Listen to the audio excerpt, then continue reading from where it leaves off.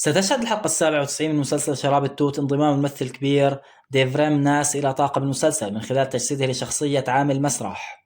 مسلسل شراب التوت والذي يعتبر ثاني أنجح مسلسل في تركيا هذا الموسم من حيث نسب المشاهدات، سيتم إنهاء موسمه الثالث بعد 7 حلقات، ومن المنتظر أن يعود المسلسل بموسم رابع إن شاء الله سبحانه وتعالى. سيناريو المسلسل كان قد سبب صدمة كبيرة لدى محبين ومتابعين المسلسل بعد خروج شخصية بيمبي في الحلقة السابقة. وإليكم بعض المعلومات السريعة عن الممثل الجديد. ديفريم ناس ممثل تركي من مواليد مدينة اسطنبول التركية بتاريخ 10/1/1972. الممثل بالغ من العمر 53 سنة، يبلغ طوله 191 سنتي ويبلغ وزنه 83 كيلوغرام. ديفرام هو وحيد أبواه ومتزوج ولديه طفلان. الممثل وسيم درس المسرح في جامعة معمار سنان وأخذ درجة الماجستير في نفس التخصص.